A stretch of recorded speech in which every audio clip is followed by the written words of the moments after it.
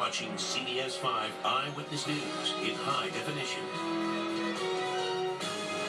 They punch us in the stomach, they slap us. Bullied at school. Even more troubling is what happened when these two girls spoke up. Good evening, I'm Ken Bastida. I'm Dana King. Tonight we hear from those Bay Area fifth graders, girls who tell us that they are being bullied, even physically threatened at school, and that teachers aren't doing anything about it. Watch what CBS 5 reporter Alan Martin found when he went to check out the school. The school sign proclaims in bold letters, be safe, responsible, respectful. But Cooper Elementary in Vallejo is anything but, according to these two fifth graders. They punch us in the stomach, they slap us. Samantha and Autumn say they're constantly bullied in school by two brothers.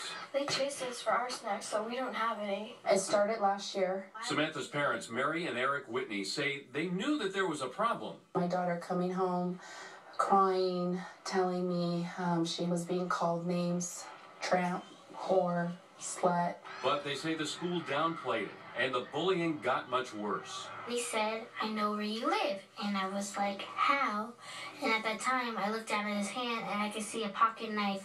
Basically, it got to the point where a child pulled a knife on our daughter, and we weren't aware of it. Samantha was too scared to tell her parents, but says she did report the incident to her principal. There's a lot of things that have happened that we don't even know about, and we're not privileged to it because they say it's confidential. If you're not communicating to me, how am I to help my child? Autumn's mother feels the same way. She went to the school district numerous times, made complaints. Patricia Hartzell says the school's solution was to keep the girls inside for recess, which just made things worse. My husband was in her room talking to her and found a crumpled up piece of paper.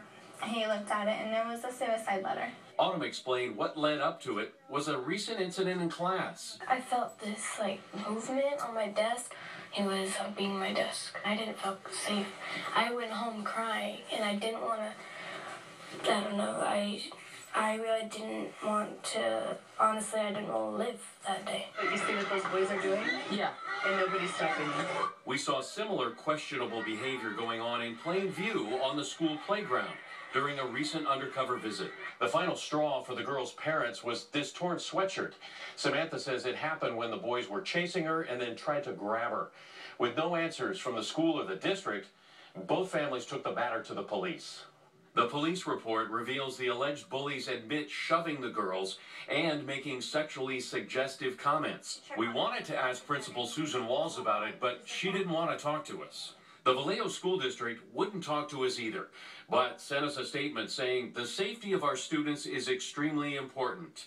But this bullying expert says the school is not getting to the root of the problem. Nicholas Carlisle watched our video. But if that is true, there is what is known as a hostile environment, and the courts have repeatedly urged schools to remedy this or be subject to really quite significant amounts of damages. Honestly, I didn't want to live that day. If you hear a child saying this, you have to immediately investigate it because sadly, there are those students that don't stop and go the whole way and do take their lives. It seems like it's a highly sexualized culture that's happening in this particular fifth grade. Samantha and Autumn hope they can make a difference by speaking out. The only reason that we're doing this also because we don't want to deal with this anymore. And we don't want other kids to feel the same way that we're feeling. Now, the girls' parents say they allowed their daughters to go on camera because they thought it was important for those girls to speak out. Police have told them the investigation is wrapping up and will go to the district attorney next week. Oh, my heart just is breaking. Yeah. So what about the boys and their families? Were you able to contact them? Yeah, well, what we found out is that the boys come from a single-parent home. Apparently, their mother left. They're being raised by their father, who's disabled.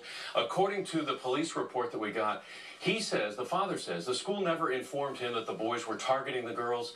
The girls' families say they sympathize with that, but of course they say the girls shouldn't have to suffer because of that. So the girls told the school and it went no further, according to them? Apparently, until the police were called in. All right, and I know you're going to stay on We this. will. Okay, Alan, thank you.